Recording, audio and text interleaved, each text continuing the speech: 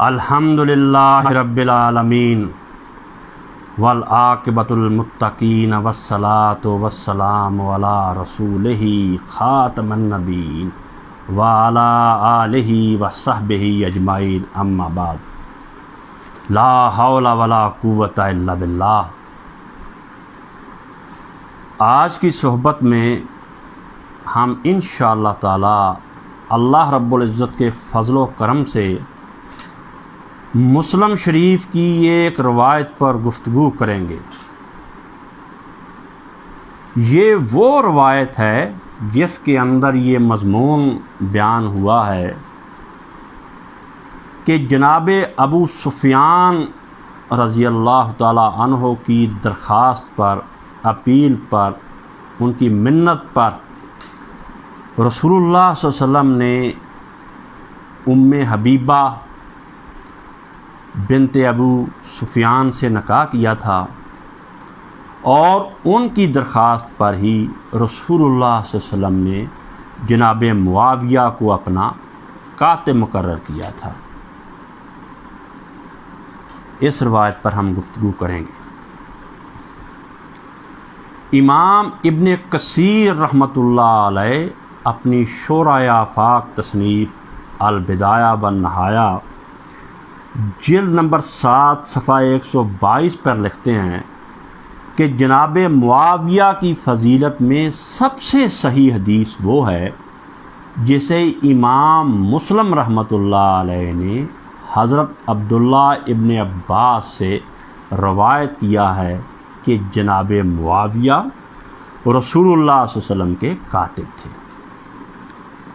حضرت امام ذہبی رحمۃ اللہ علیہ اپنی کتاب تاریخ اسلام جلد نمبر 2 صفحہ 309 پر لکھتے ہیں کہ ابن عباس سے بسند صحیح ثابت ہے کہ جناب معاویہ رسول اللہ صلی اللہ علیہ وسلم کے کاتب تھے۔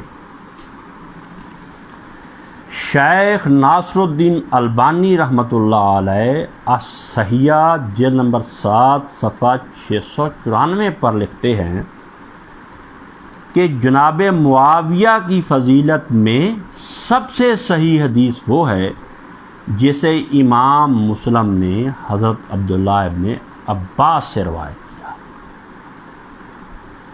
پھر لکھتے ہیں کہ ان کی فضیلت میں دوسری بڑی حدیث وہ ہے جسے صحابی رسول حضرت ارباز رضی اللہ تعالی عنہ نے روایت کیا ہے کہ رسول اللہ صلی اللہ علیہ وسلم نے فرمایا کہ معاویہ کو یا اللہ کتاب دے دی۔ اور تیسری بڑی حدیث وہ ہے جسے حضرت عبد الرحمن بن ابی عمیرہ رحمۃ اللہ علیہ نے بیان کیا ہے کہ رسول اللہ صلی اللہ علیہ وسلم نے کہا کہ یا اللہ معاویہ کو ہادی بنا دے، مہدی بنا دے۔ ہمارے نزدیک یہ تینوں روایات ضعیف ہیں اور منکر ہیں، مگر آج کی صحبت میں ہم صرف صحیح مسلم کی روایت پر گفتگو کریں گے، جس کے بارے میں ہم یہ کہہ رہے ہیں کہ صحیح مسلم کی یہ روایت جس میں یہ درج ہے کہ معاویہ کاتب وحی تھے اور ام حبیبہ کا نکاح رسول اللہ صلی اللہ علیہ وسلم نے ابو سفیان کی درخواست پر کیا، یہ روایت ضعیف ہے اور منکر ہے۔ اس میں دو خرابیاں ہیں، ایک تو یہ ضعیف ہے اور دوسری یہ منکر ہے۔ اب ہم حوالے پڑھیں گے۔ مسلم شریف میں اس روایت کا نمبر ہے 2501۔ حضرت ابو زمیل جو کہ حدیث کے راوی ہیں، جن کا اصل نام ہے سماک بن ولید الحنفی، جو حدیث روایت کرنے میں ثقہ ہے، وہ بیان کرتے ہیں کہ میں نے حضرت عبداللہ ابن عباس سے سنا کہ جناب ابو سفیان جب مسلمان ہو گئے، فتح مکہ کے دن جب سرنڈر کر گئے اور مسلمانوں کی صف میں شامل ہو گئے، مسلمانوں کی صفوں میں شامل ہو جانے کے بعد، اسلام کی صفوں میں داخل ہو جانے کے بعد مسلمان ان سے اچھے انداز سے گفتگو نہیں کرتے تھے، ان سے بولنا اور بات چیت کرنا پسند نہیں کرتے تھے۔ ان کے پاس بیٹھنا نہیں پسند کرتے تھے۔ کیوں؟ انہیں یاد تھا، ان کے سامنے تھا کہ ابو سفیان نے کس طرح رسول اللہ صلی اللہ علیہ وسلم کو تنگ کیا اور کس طرح بار بار جنگیں کی اور ریاست مدینہ کو تباہ کرنے کے لیے پے در پے حملے کرتا رہا۔ جب بے بس ہو گیا، کمر ٹوٹ گئی، کوئی دوسرا آپشن نہ رہا، کوئی دوسرا راستہ نہ رہا، تو ابو سفیان اپنے خاندان کے ساتھ مسلمانوں کی صفوں میں شامل ہو گئے۔ تو انہوں نے گلہ کیا کہ مسلمانوں کا رویہ یا رسول اللہ میرے لیے ایسا ہے، تو میں آپ کے سامنے 3 باتیں رکھتا ہوں، میرے ذہن میں ایک ترکیب آئی ہے، آپ اس کو قبول فرما لیں، شاید آپ اور مسلمانوں کی نظر میں میری عزت بڑھ جائے۔ تو جناب ابو سفیان نے کہا، پہلی بات میں آپ کے سامنے یہ رکھتا ہوں کہ میری بیٹی ام حبیبہ عرب کی خوبصورت عورتوں میں سے خوبصورت ترین عورت ہے، آپ اسے اپنے نکاح میں لے لیں، ان سے نکاح فرما لیں۔ آپ نے ان سے نکاح فرما لیا۔ دوسرا انہوں نے کہا کہ میرا بیٹا معاویہ پڑھا لکھا ہے، لکھنا پڑھنا جانتا ہے، اسے آپ اپنا منشی رکھ لیں، کاتب رکھ لیں، وہ 8 پہر آپ کی خدمت میں رہے گا۔ آپ نے یہ تجویز بھی قبول فرمائی۔ تیسرا ابو سفیان نے کہا کہ مجھے سرحد پر بھیج دیں، جہاں مسلمان لڑ رہے ہیں، کافروں کے ساتھ جنگیں ہو رہی ہیں، میں بھی ان کے ساتھ مل کر کافروں سے جنگیں کروں، جس طرح کہ میں پہلے آپ سے اور مسلمانوں سے جنگیں کرتا رہا۔ یہ روایت بیان کرنے کے بعد، یہ قصہ بیان کرنے کے بعد راوی ابو زمیل یہ رائے دے رہے ہیں، یہ کامنٹس دے رہے ہیں، وَلَوْلَا أَنَّهُ طَلَبَ ذَلِكَ مِنَ النَّبِيِّ صلی اللہ علیہ وسلم مَا أَتَاهُ ذَلِكَ۔ ابو زمیل کہتے ہیں کہ اگر جناب معاویہ یہ باتیں رسول اللہ سے نہ مانگتے، یہ تینوں باتیں یا تینوں فیورز نہ مانگتے، تو آپ کبھی ان کو یہ فیور نہ دیتے۔ آپ نے یہ فیور ان کی اپیل کے بعد دی ہے، ان کی درخواست کے بعد دی ہے، ان کی منت کے بعد دی ہے۔ اس روایت کو منکر اور اس روایت کے راوی اکرمہ بن عمار کو ضعیف کہنے والے لوگوں میں سب سے پہلے امام ابو حاتم ہیں۔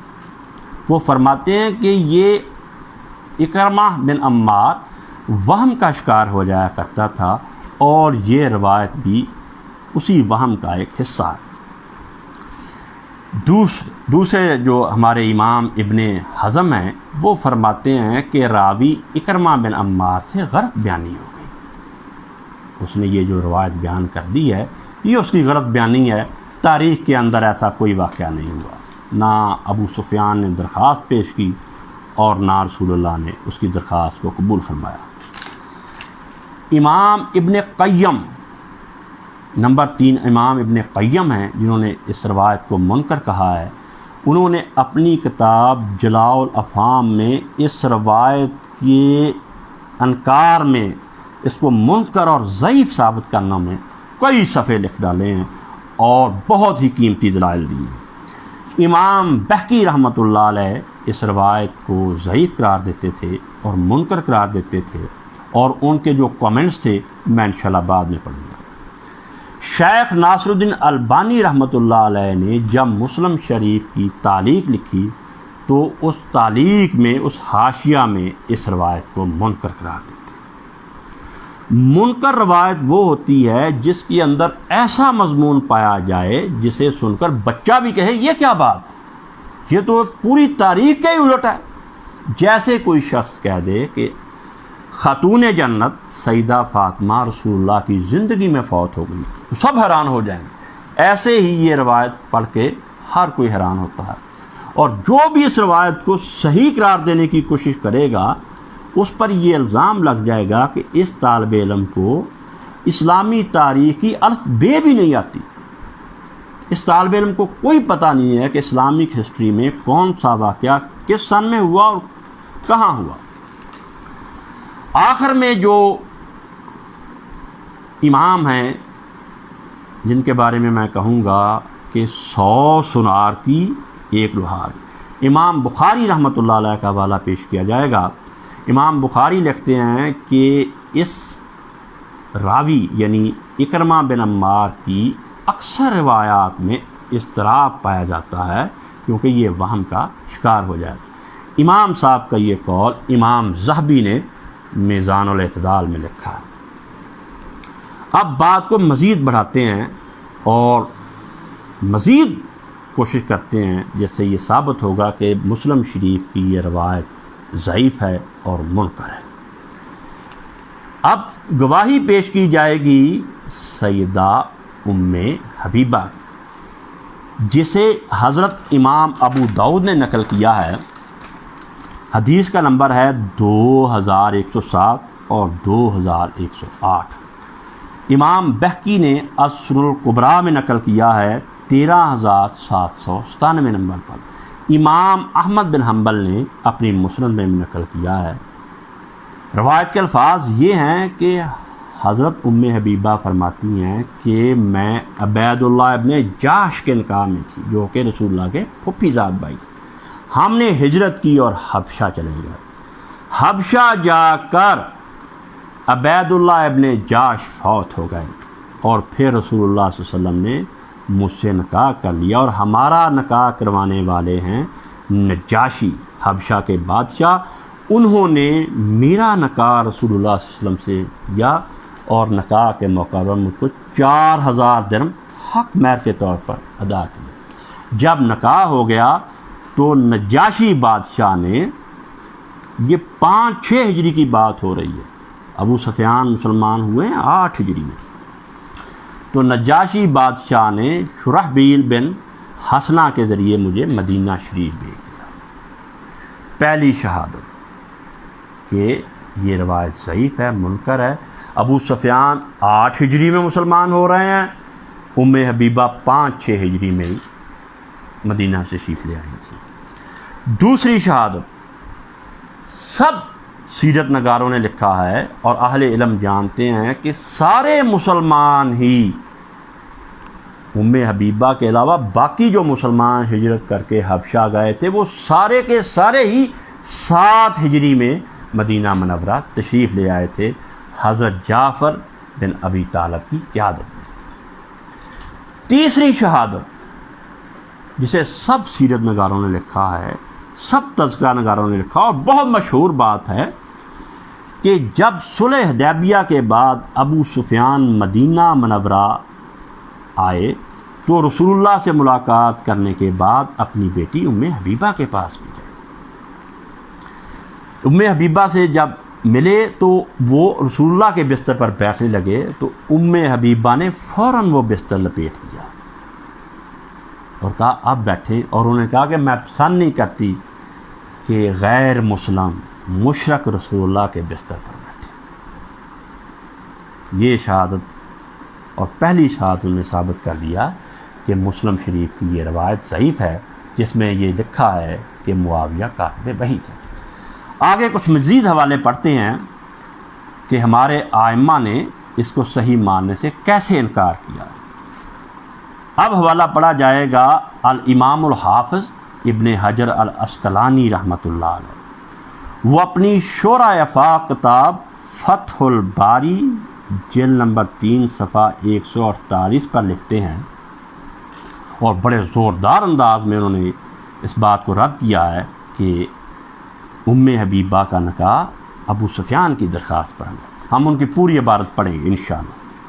لکھتے ہیں ان عبید اللہ مات بارض الحبشۃ فتزوج النبی صلی اللہ علیہ وسلم ام حبیبۃ، کہتے ہیں کہ عبید اللہ ابن جاش کا انتقال حبشہ میں ہو گیا، وہ حبشہ میں فوت ہو گئے، تو رسول اللہ صلی اللہ علیہ وسلم کا نکاح ام حبیبہ سے ہوا ابو سفیان کے اسلام لانے سے 3 سال پہلے۔